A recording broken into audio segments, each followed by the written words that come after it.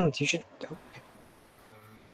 Well, greetings everybody, this is Serpentine451 here, and welcome to another episode of Manga Maniacs, and the first episode and first video of the new year for my channel. And joining me like you always will in this show, is my buddy Jeffrey. How are you doing tonight, Jeffrey? I'm doing fantastic! And I'm excited to talk about Please Don't Bully Me Nagatoro today. Nope, we're doing Spirit Circle again. Oh, Spirit Circle. That's fantastic too! I mean... Yes, indeed, it's actually a very good read. And we will get into that as we talk about it. So, our initial thoughts, I actually thought, like I might have mentioned, it's a very solid read. Only 45 chapters long. It's very concise. It follows a very interesting structure, which we'll talk about more in depth as the video goes on.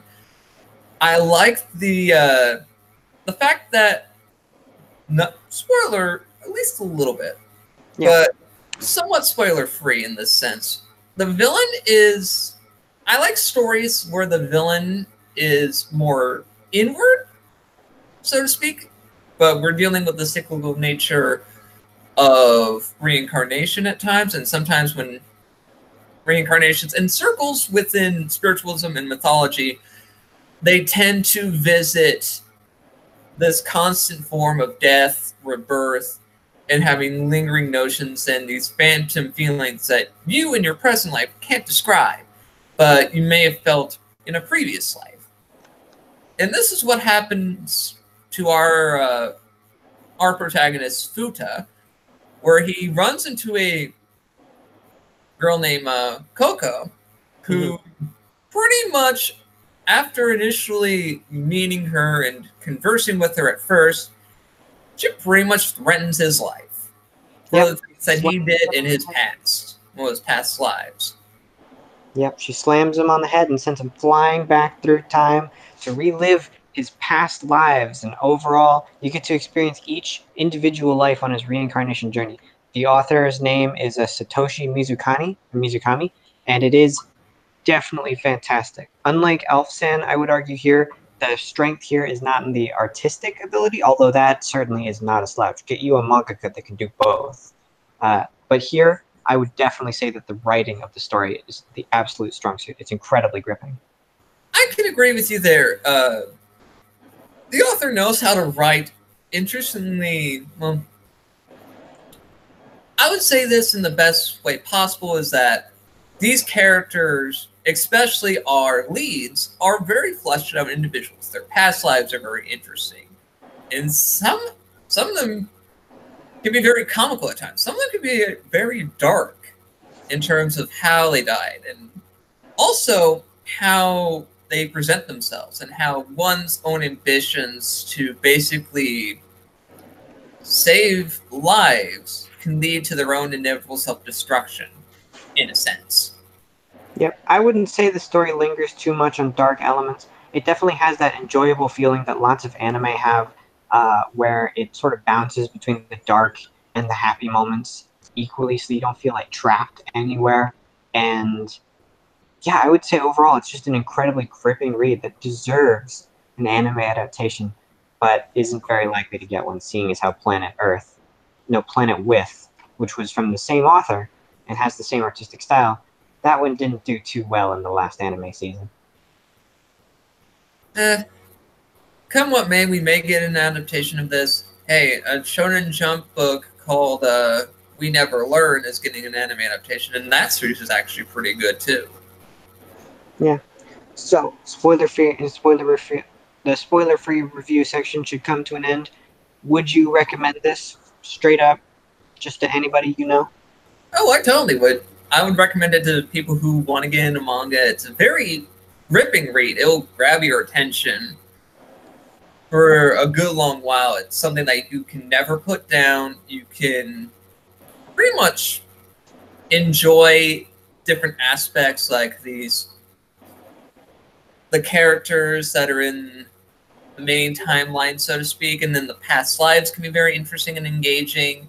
From a historical standpoint and a narrative one, yeah, I agree. And also, the villain in this case isn't a, is motivated by something that's very emotionally driven, Hmm.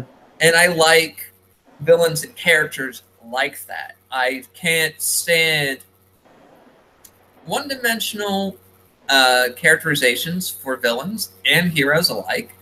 So when characters feel like they have a motivation that drives them further than just oh, I do this because I want to rule over and subjugate people, or I want to do this because I'm the hero.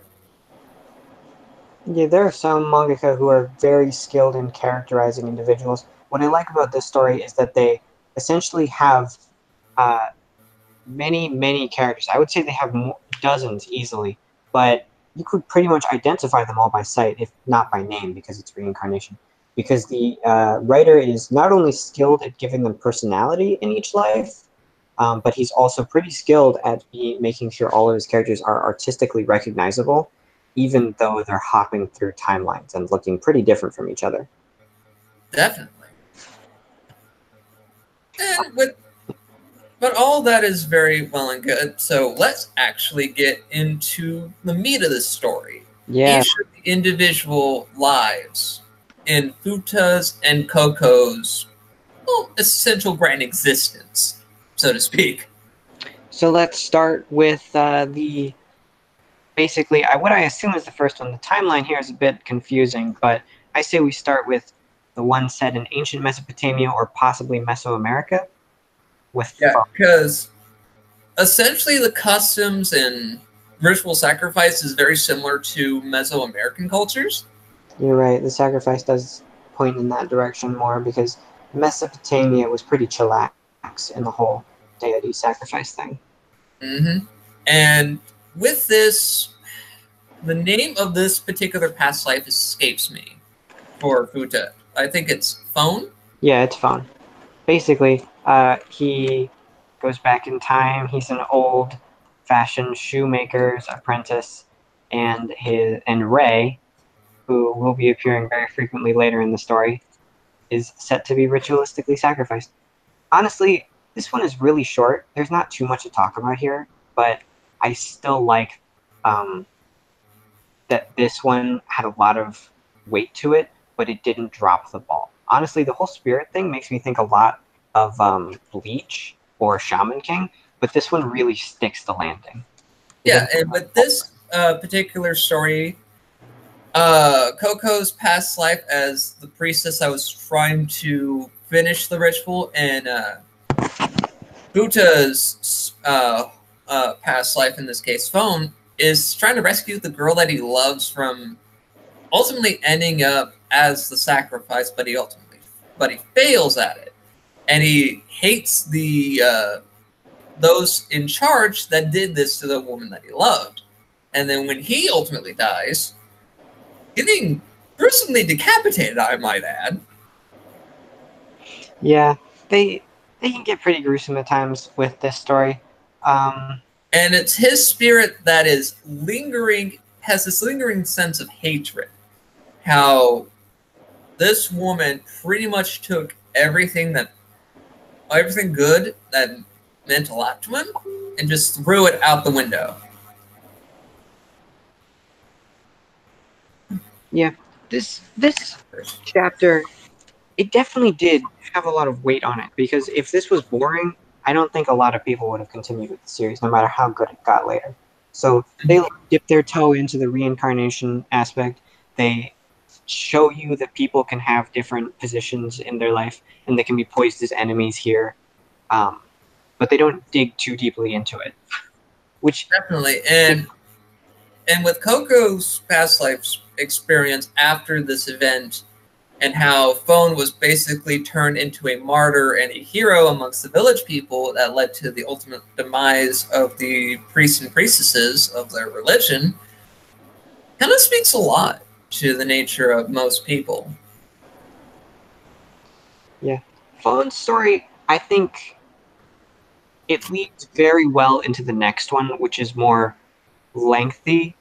And this one was just sort of playing to the what you might expect. Like rereading it, everything that happens in the story is pretty clear cut. They're exploring the concept of reincarnation, but they don't do anything different with it, like they do in different lives. Hmm. I can definitely agree with you there. So now on to the next life in what I assume is medieval Europe, where they've got knights and champions and they're witch hunting still. Yep. We follow the main character Futa reincarnated into the body of Vaughn, a knight of the church, hunting down a plague-spreading witch. What did Which which is the this is Coco's incarnation of Mhm. someone that was trying to help people as an apothecary, but being labeled as a witch because the church didn't like her.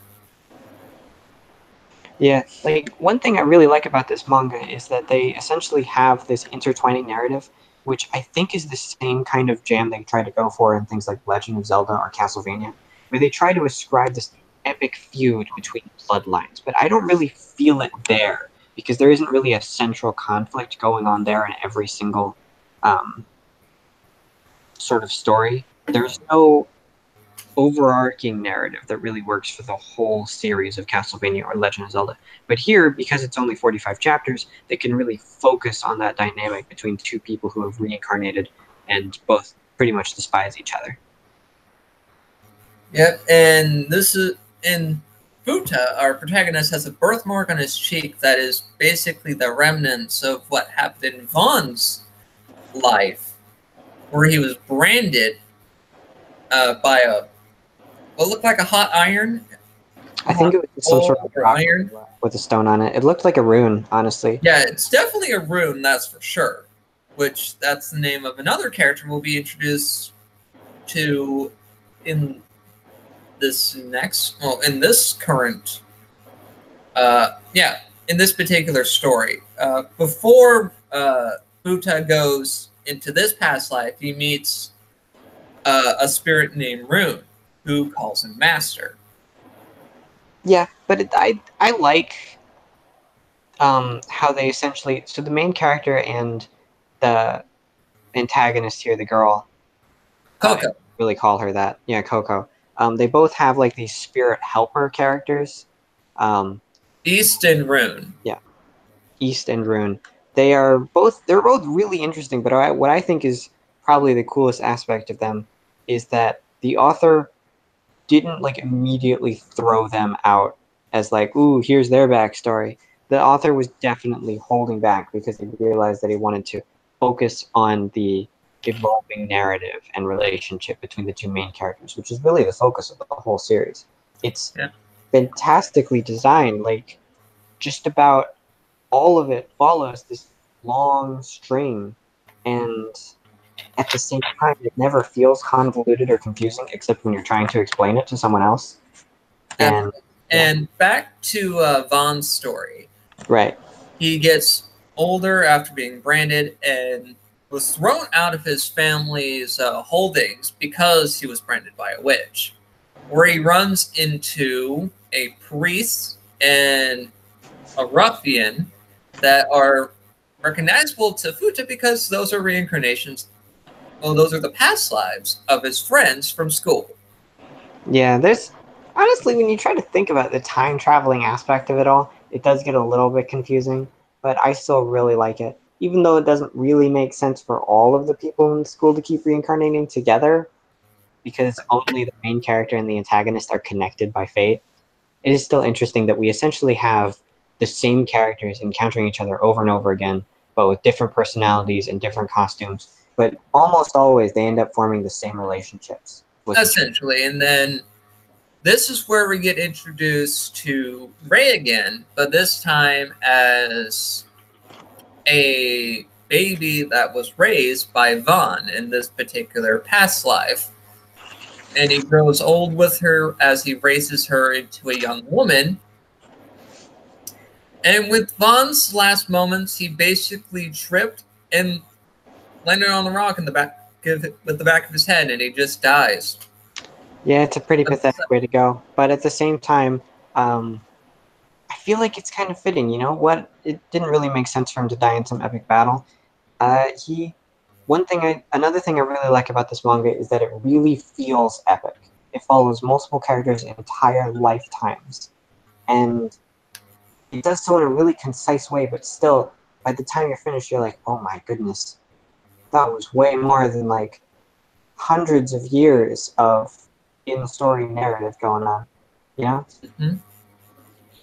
it's all really, really well written. Like, it's hard to keep describing it. I just want to talk about what I like about it like forever Yeah. because And with that, we can move on to the next life, that being Flores, who is a. We first meet him in this when we meet this particular past life character, where he is an old man telling a story to his grandson about how he now, came to Tony, be I known. don't want to embarrass you here, but I think you meant to call him Master Sphinx. I know, and that's the only thing he's recognized for, because this was during the days of Greco, like I would say Rome specifically. He's a Roman character that goes to Egypt to base. He's Flores is an architect, Yes, and well, he an built architect's apprentice. or an architect's apprentice. He's always an apprentice in these past lives, in a way. He's an apprentice of something. Always they show the graduation from apprentice to fully That's true. lived guy. Um, and then again, Phone starts his life as a shoemaker's apprentice, and then he just dies. Vaughn starts his life as a knight's apprentice, and then he continues to live, but he also finds out that he wasn't really satisfied with being a knight. That's one. That's one of the themes here that I really got from the story. Like, you have all these characters that have lived their entire lives, and some of them feel satisfied by the end, but it's never doing the things that they dedicated their lives to do. Vaughn didn't become satisfied or happy by being a Knight Templar. He found it by, being a father. Flores here, he's going to spend the rest of his entire life unsatisfied by being called Mr. Sphinx because it's just not what he wanted to be remembered for. It's not what he wanted, to consume his entire life. Yep, and essentially it talks about how he met an the Egyptian royal family, and Coco's incarnation at this time is the princess of this particular city that is requesting them to help build their sphinx. As they converse with designs on how to handle it and whatnot, and then we get more interactions with the other characters, like how Flores ended up marrying a girl from a very affluent family back at home, and this was a This was a past life of Fuja's friend Umi. Right. Here, the author is doing a neat trick of design that really catches your interest on the second or third reading. Basically, what he's doing with each of these reincarnations is it feels like he's trying to explore something different with each one, and he introduces new and cool concepts. In this case, it's the relationships between non-hating people, non-hatred, non-violent towards each other people, non-antagonistic people. He gets to meet basically his friends, and they just sort of hang out without necessarily needing to form a lifelong relationship with each other. And Mm-hmm. in the last chapter, we established that sometimes the villain hero roles are reversed. You got one person being the horrible, mean knight person and reincarnating this time as just a casual old Sphinx builder. Mm-hmm. As someone that wanted to be remembered for something much grander than he is than what he's known for. Right. I definitely feel like this story probably tackles reincarnation with more thought and care than just about any other series I've watched. Like Doctor Who introduces the concept that you're a totally different person when you reincarnate, but it never really tackles anything else like that. Here in Egypt, Coco has been reincarnated as a fortune teller who has knowledge of her past and potentially future lives and attempts to rebuild the bridge between them and focus on defeating the conflict that has sort of followed them through each of their reincarnated lives, which I think is really cool. It's a cool concept. Um, and not when I expect it to happen on just the third reincarnation. Usually that would be saved farther towards the end. Oh, definitely. But when we actually inevitably get to the end, we can talk about how the conflict at the end was ultimately resolved, which I found very interesting and typically not tackled when it comes to stories like this. Yeah, you're right. Like, there's a lot of aspects of this story that really focuses on establishing like just this one small concept and then exploring it in every way possible. In that respect, it almost kind of feels like a video game, you know? Like when you're designing a Mario game, you don't just focus on making small jumping puzzles. You focus on introducing a concept and then exploring it to the best of your ability.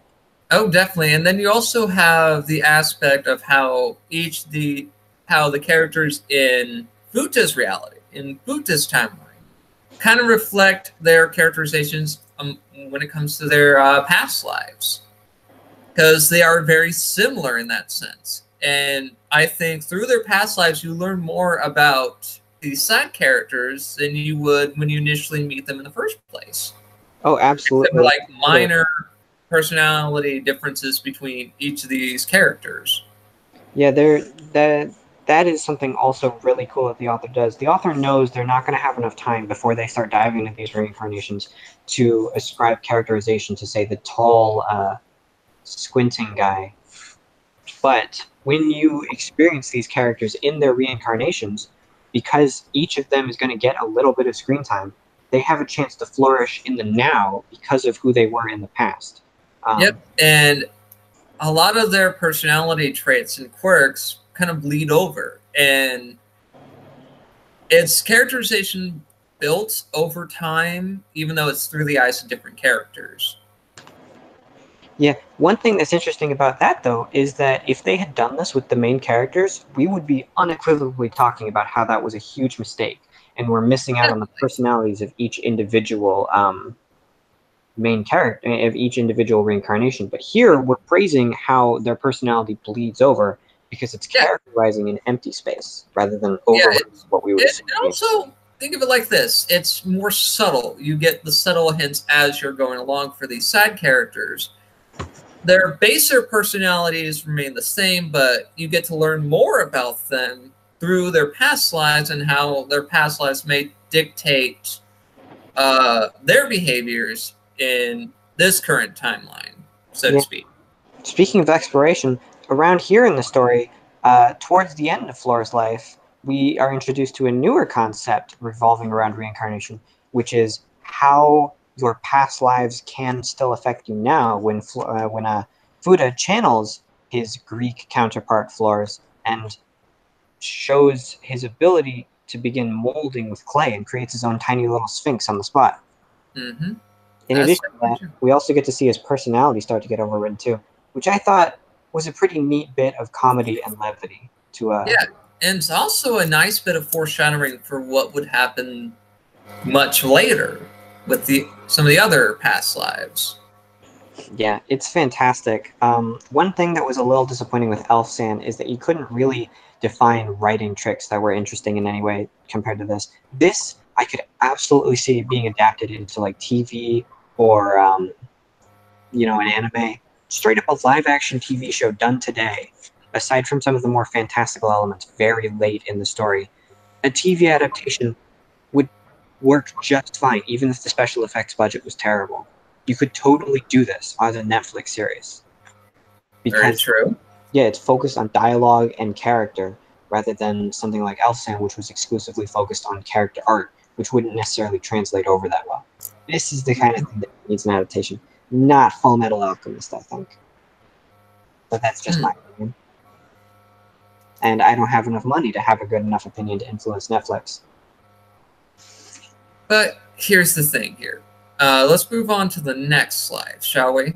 Yes, And who we would that? move now from ancient Egypt to feudal Japan, where we follow Hotaru, the blacksmith with a claim to the throne of the Furon clan. yeah, that claim. It it's a very good story here. I think it was very important that they established that the ongoing feud between Coco and Fuda is still going strong because that last life was pretty chill. You know, It was very relaxed. But here, they really want to hammer in that there is still a conflict going on between those two. But at the Yeah, same but time, they really push it farther. This reincarnation is doing everything that the previous one did, but just pushing it a little bit farther to its breaking point to where things can actually happen in the story, you know? yeah, definitely. And this also adds credence to how Coco's and Futa's dynamic as the characters that drive this story along, and how in this past life they are basically seeing themselves as the enemy when they inevitably meet each other and fight each other, and are ultimately brought back to health by a Buddhist monk who basically told them to, hey, this young girl doesn't have a mother or father anymore due to what's happening out there in the world. I want you, and clearly you two can't really do much at this point in time. Right? It's established at this point that even though they hardly know anything about each other and they don't even feel any particular rage towards the families, they still undeniably hate each other and want to kill each other on the spot right then and there. That like really focuses on the reincarnation battle here because it's just they met for the first time in this lifetime and immediately decided they needed to kill each other here. Definitely. But And then to kind of resolve this conflict where both of them just die in a way in peace. They brutally damage each other at first and then are rendered unconscious. And then a Buddhist monk and a young orphan girl, like I mentioned earlier, basically brought them back to health. And it was this child that kind of softened their hostilities a bit, not by much, but by a small margin. oh, And you skipped over one of my favorite parts actually. So one another cool narrative trick that they do here is because the entire story is told through these reincarnations, they actually have this moment where the Buddhist monk tells them that they need to be reborn and move past all this conflict that they must have had, but he doesn't know that he's talking about their past lives. And it flashes all of the lives we've experienced up to this point, which I think is really cool. And they do it again and again later, but here they're really showing off the appeal that you can do with a reincarnation story. oh, definitely. And then you have a character in this particular timeline named Keijiro who does not like that his name has a character for second son in it. Mm-hmm. And this particular character will play a pivotal role much later. Yeah, And it's interesting how the author can make us instantly care about a character just by giving them a face that we've seen before. We're like, hey, I know that face. yeah, it's a very subtle trick that when it comes to, and we learn, and when we learn the greater meaning behind that particular character's first life, and then, well, also by Ray's first life as well, you'll get to see the deeper meaning behind a lot of motivations when it comes to the final arc, so to speak, this final life that we visit. And then with Hotaru and Coco's reincarnation, they're basically two individuals that decided to, in a way, lie about raising a orphan girl due to the behest of this monk, because they're not really going to fight anymore because they're badly because they're still recovering from their injuries, and they have nothing much better to do. And they pretty much die together in peace, and that's very soothing and calming in a way. Although it's sad to see a child losing two other parent-like figures again. Yeah, here they take another moment to explore when we follow explorers how the past lives can affect you now. But in this situation, because the story overall takes place in Japan, and this reincarnation takes place in feudal Japan, it explores for a moment the idea that reincarnations affect the world you're living in, where they actually go to the location that they died in the past. Earlier in the story, they even meet a samurai who was a deciding character who was a very important character in the story, who sort of lingered as a ghost, Yep. constantly defending a single pathway. Yep. As a remnant of that moment in time. And I think It's we should move on to the next life that we get introduced to, and this is actually a life from the future. Yeah, this one is my favorite. Like, this one almost feels like a sci-fi story, you know? It feels like something Heinlein would write. Yeah, this is definitely a sci-fi story. Futa's life in this particular case is a man named Lafayette. Yeah. We follow Lafayette as he is essentially a janitor in this giant tower containing hundreds of rooms with human brains inside of them. These human brains are in a state of suspended animation, still dreaming and trapped between life and death. And they spend a lot of time on this life. It's really cool. They establish this world. You are not going to go into a story that feels like Bleach from chapters 1 and 2 and expect to see this really, really well done sci-fi setting, you know? Yeah, and it explores the progression of Lafayette's philosophy from just working as a typical janitor, just an average Joe, and ending up running this whole building with his wife Lapis, who is the life, who is Coco's current life in this particular timeline. Yeah, that's another interesting thing they do where they have this life to establish them as just friends, you know, and people who are just close to one another.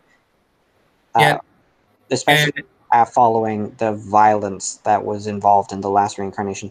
Plus, it wouldn't really do to have this set up for a battle taking place in this future world, wherein violence isn't something that we really see almost any of. mm-hmm. Now, one of the other things I like is that every one of these reincarnations creates a unique and really cool world, just with like some throwaway details. In chapter 27, the main character is almost hit by a car, but his security robot that follows him around is blocks the car and is sent through a window. And then you see speech bubbles of people who have run into the rubble and are currently trying to help the security robot. I thought that was like really cool and completely unnecessary. Yeah, it's a very nice touch and when it comes to that. And also we get more introductions we get to see the man with the very similar face to Keijiro and how he is a member of a terrorist organization that's bent on bringing back death. It's interesting that this character was the brother of the main character in the feudal Japan era, and the brother of the main character in this era. Definitely. And it's adding credence to like how this particular individual will always be connected to Futa's past lives in any timeline, regardless of where their placement is, Yeah, which I find very interesting. yeah. This one feels the longest because it's so much more slowly paced. Yeah, If I were writing a story here, I would like be taking notes of how they're making the passage of time here feel natural without necessarily making it way longer than anything else in the story. oh, definitely. And with this particular story, we get to see Lafayette's descent from, like I mentioned earlier, just a regular person into someone who is willing to basically end the world just so his ideals can be met. Yes, this version of Futa believes in reincarnation, which we already have established to be true. If this life were the first life, this would all feel very out of place. But essentially, what he does is he decides to shut down the tower because he believes that these brains being kept in suspended animation is preventing reincarnation from taking place. But all that falls apart at the very end of this reincarnation. And then that gives us to inevitably one of the shortest reincarnations we look into. Yeah, this reincarnation is where everyone has been gender swapped, and the main character is now Foucault. This was a completely ordinary life. Nothing unusual happened at all. Definitely. Other than two just rando aliens. Yeah. Honestly, this was the least satisfying of the lives. This felt like just bad decision. This is the only part of the story that I wish the author had gone back to and just changed their viewpoint. I understand the purpose of a short life because we're getting close to the end game gambit here, but No, that's not necessarily true because this past life actually does have a pivotal focus, even though it's admittedly not the strongest, but it shows a bit more levity that not all these lives connected to these characters are very gripping and serious all the time, that are connected to death. This one is basically these two individuals,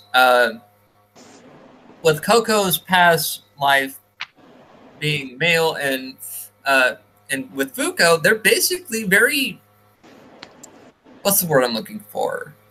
Friendly with each other. There's no real sense of malice or hatred between the two. They're just it's definitely a cool idea, like having a very short life that feels almost like a slice of life sort of thing over a single chapter. And gender swapping is a very interesting concept when it comes to reincarnation.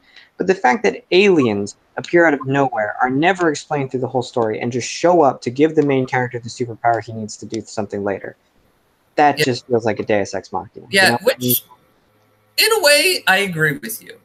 It does seem very weak, but I'm sure they explain that their connection to the rest of the plot was in there. It's just we're not really remembering it quite right.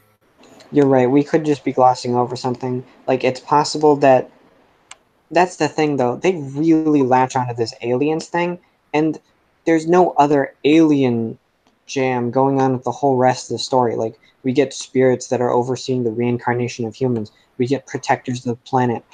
But none of that has anything to do with aliens. They could have had anything here other than aliens, and it would have gone fine. They could have had the spirit of the planet pop up and explain some more context stuff. They could have had the ghost that appears occasionally throughout the rest of the story. They could have had anything, but they had aliens. I I think the aliens were actually a very funny and charming aspect to this particular story. Like Yeah, this life, we needed some much needed levity to kind of keep things moderately entertaining. And I think with this particular story, the nonsense is warranted because it's so lavishly ludicrous. And I here's kind of love it for that. I get the impression that when the author started this story, he almost sort of had like a list of ideas he wanted to see and how he could explore reincarnation, and gender swapping was on there. I think that this was essentially just his leftover ideas pile, and the reason I believe that is because this chapter is almost written in a different style from the other ones. In almost every other chapter, we're focusing on Futa and his reincarnation life. We see things through almost a first-person perspective, you know. But in this life, we are omnipotent. We can understand the aliens that the main character cannot understand. We can we can latch on to info that the main characters will never comprehend. We gloss over huge sections of the character's life, despite the character feeling that those sections were incredibly important. Later on in the story, when they want to reference this life, they will reference one text box and one text bubble at the very end of this chapter, unlike other ones where they can actually show the pictures here. The author didn't even draw a final version of Fuko. They just continue to show her as a child, despite that everyone else who made it to adulthood is shown as an adult. You know what I mean? I get you. But it could be me just enjoying stories that ultimately have that kind of breaks the flow of some stories. But this is basically an anthology series, which is stuff I really enjoy. And sometimes not all anthologies need to follow certain beats, but since we're dealing with reincarnation, I can agree with you there. But I can enjoy this story in kind of like in a vacuum, in its own special little box. I gotcha. I like it too. It's just that when you come back to it, you're gonna, with these questions in mind, none of these questions are gonna get answered. But Definitely, but hey, what can you do? yeah, we should move on to the final life. Now, this will require a little bit of explaining. See, throughout the story, they've been constantly hinting that this is the first life. This is where everything went bad between the two main characters, and this is not only the source of all their problems, but the end result of all of their problems as well. This is some really, really good storytelling, and it almost makes me wish that they had just skipped the last one, because this is what I was waiting for when I started when I was, at chapter 12. I was like, oh my gosh, I really want to see this first life. I want to get there. You know what I mean? Yeah, Well, for Fortuna and everything associated with this life. Oh boy, yes, this individual. Oh boy. yes, we travel into either the very distant future or the very distant past to what is essentially almost an Atlantean civilization, wherein we use spirits, spirits of nature, spirits of other humans, even to survive. Almost kind of like Final Fantasy VII, you know? In a way, yeah, I can agree with you there. And his and Fortuna is a researcher and a master at his craft, where he ultimately creates a living being known as Rune, Yes, using spirit energy.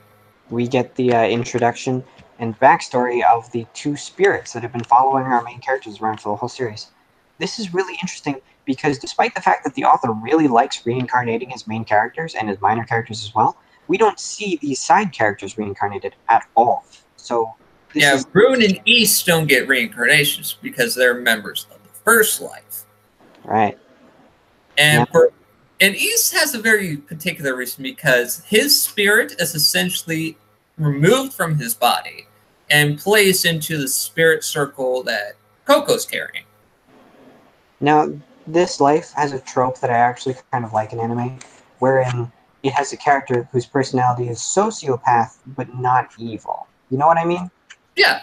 And that's part of the reason why I find his motivations as a villain to be very interesting because he basically put himself in the role of a villain because he wants to get rid of death and disease Not because of necessarily. what happened to He his wanted to save master. two people. I think it was just that he was attached to like a situation that he loved, and then he wanted to go back to it. He spends almost the entire story just trying to maintain or go back to the status quo.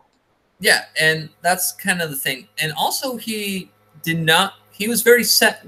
It's shown, but I think it's very poignant for Fortuna's characterization is that the death of his master, who is named Ray, and his friend and former apprentice colleague, his name escapes me, but it's basically the first incarnation of Hijiro, Right.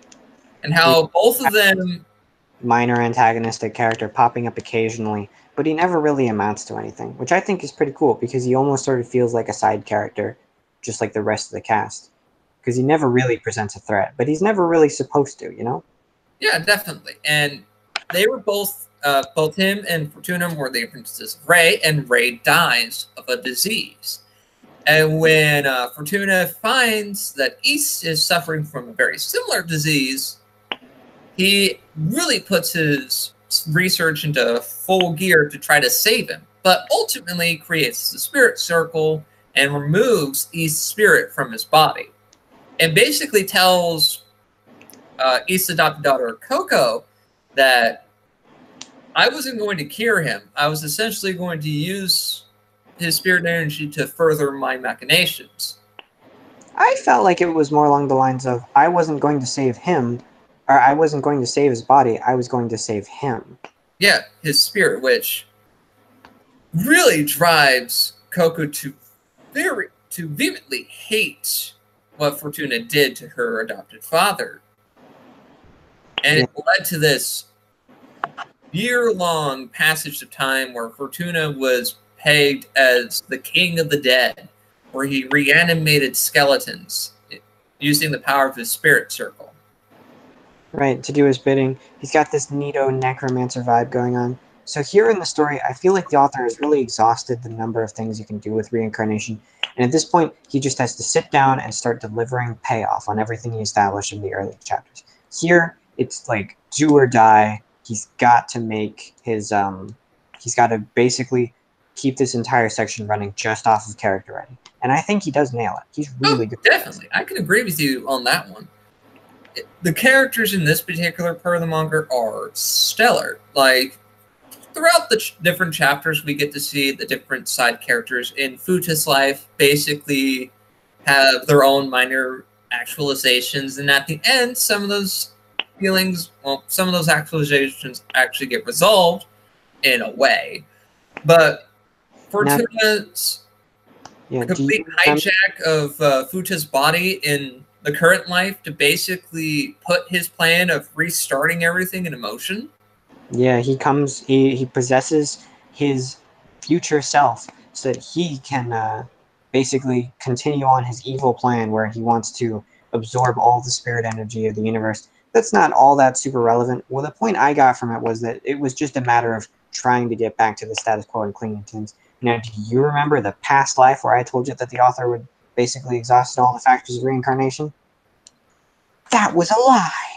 You see, in this sort of scenario, another really interesting thing he does is he has all of his past lives weighing in on situations. They don't really come to say much, but having all of them appear for even a couple shots, except for Fuko, who was super lame, having them all come together, I think is really interesting. Yeah, they basically give their own perspectives and inputs because they themselves are individual people that so happen to be very similar to our villain. And their different perspectives and their different lives that they lived really push home that, hey, sure, we may have been your past, we may have been born from you, so to speak, but we're not you. We can see things differently. And Buddha actually points out, like, hey, what you're trying to do is pretty crazy. We're not, we're basically questioning everything that you do here. Yeah, so throughout this whole series, the author has been foreshadowing things. Um, some more effectively than others. The worst case is when he foreshadows the end of the way that they beat the villain with the flippin' aliens. I can't get over that. But another neat bit of foreshadowing is that you'll have things that will connect to where we are now in the story, with Futa being able to like where he sees Fortuna in like a veil between spirits when he's moving between reincarnations, and he yells into Fortuna's ears, startling him, which is cool because essentially that's his only ability here and now, wherein he yells to annoy and try to break down Fortuna's resolve as the villain of this series before their climactic final conflict between Fortuna and Coco. Yeah, and Fortuna basically says to Futa in order to break his spirit, saying, like, yeah, your mother and your sibling are going to die. Your brother's going to be stillborn, and your mother's going to die in childbirth. Yeah, that's interesting. One of the themes of this series has been like the strength of knowledge of multiple timelines. The basically, as we go through each of the reincarnations, we'll see that the more well off the main characters are, they typically know more about their past lives. In feudal Japan, they knew nothing about their past lives, and they were very violent and angry towards each other. But in Egypt, Coco knows about past lives, and she is very well off and satisfied with her lot in life, compared to Fuda, who doesn't know anything and is much more miserable. So we've got this interesting dynamic of strength here being established of knowledge and lifetimes. And then the main villain comes in here and establishes that he is much stronger because not only does he also have all the knowledge the main character does, but he has knowledge of the future, of Buddha's future, and can predict the events that will occur in Fuda's lifetime. And he discourages Fuda at this point by revealing that his mother will die in childbirth. That is some fantastic writing and some fantastic ability to basically make this character feel powerful despite the fact that they are still in a grade schooler's body, you know? Mm-hmm. And I like how the Chekhov's gun, so to speak, of a lot of these different situations that Fortuna's saying this future is going to be set in stone. There's no way you're going to change it. And then the universe decides to throw a monkey wrench into Fortuna's whole thought process. Yeah, but Where come out of nowhere. I think it was cool when they introduced that in. yeah, the element that anything can change because everything's not set in stone. The universe itself's like, yeah, Fortuna, you may think you know it all, but here's something else for you. Yeah, that was pretty cool. Um, so we approached the end of the series with Fortuna realizing that he was being a huge jerkbag, and then being caught in the flippin' bug catcher net that the aliens gave Fuka. Yeah, Fuko. It just no, just cut out Fuka's whole life. Gender swap one of the other timelines. Just make it 6. You know, like that was the bug catcher net. Seven's a far more powerful number rather than 6. I suppose, but Spiritually, I mean, 7 is more how prevalent in. spiritually, that's a good one. That's why you're the joke man. Very funny. I just know it because when it comes to spiritualism, mythology, religion, numbers play a big role. Like, numbers play a big role in anything. And due to the secular nature of most myths and legends when it comes to rebirth, death, reincarnation, Yeah. we always define things like that with circles. So something neat happens next, wherein we actually get to see these mythical beings beginning to that are overseeing the process of reincarnation. Here, it's also never explained, just like with the aliens, but I'm okay with this one because this one isn't relevant to a plot circumstance. It's not going to feel like a Deus Ex Machina because these aren't doing anything. It's just to show that the scope of the story is actually a little farther than you might have expected on your first viewing. Even though you've watched these multiple lifetimes, the scope of this whole world extends beyond all the lifetimes of all the humans in the whole world. Very true. And I like how in the end, like at the end of the day, Coco got over her inevitable hatred of what Fortuna did, and the Coco in this reality can actually move on and just be herself and not be burdened by her past lives anymore. Yeah. One thing that left me a little bittersweet towards the end was that the ghosts, or the spirit assistants, as they were, Rune and East, agreed to be reincarnated as Coco and Fuda's children in the future, which was a funny gag when they show their reactions to it. They're like, "What?" Yeah. But honestly, I think I'd rather have a ghost made than knowing that my future child is going to be reincarnated into someone with pigtails. That's a very specific desire, though. So, you know, To be I don't. fair, I mean, they can be reincarnated any way they want. That the twin tails don't have to really stay. Are you kidding me? She looks so perfect in those. You think they're gonna put anything else on her? What's wrong with you? You should wear pigtails. My hair is not long enough for twin tails. You could. Not with that attitude, it isn't. I Believe. mean, I am not somebody who needs twin tail energy to live life. True. I do like how Rune essentially is like the eye catcher of the series. She occasionally dresses up into cosplay outfits and is probably the only real source of any kind of like Levity. tasteful nudity in the series. I mean, tasteful, yes. There's also a couple really cool shots. Now I know I said that the strength of this author was in the strength of this mangaka is in writing, but there are a couple artistic shots that are really pretty. There's one where they're watching the moon out in space, and there are thousands of tiny little fish floating below their feet, and they've just got these really good looking shots that would probably go well with owning a physical manga of the series, if perhaps there was someone who wanted to give a plug to a physical manga distribution service. Mm-hmm. But I guess not. Oh well. I really like the series overall. And should we get to our rating out of 5?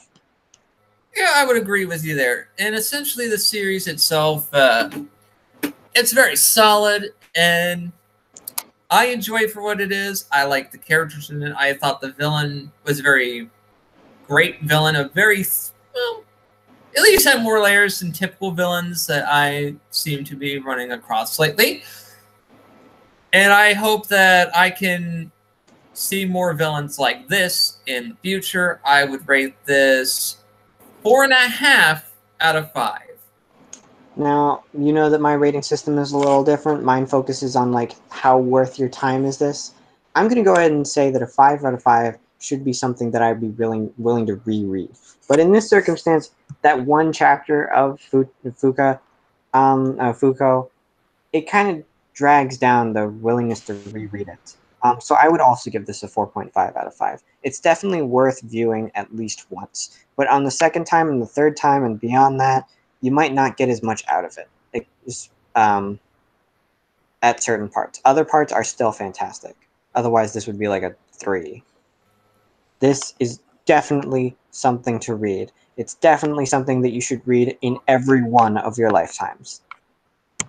And it's also, I would believe that this would be a good manga to get your feet wet into actually reading manga in the first place.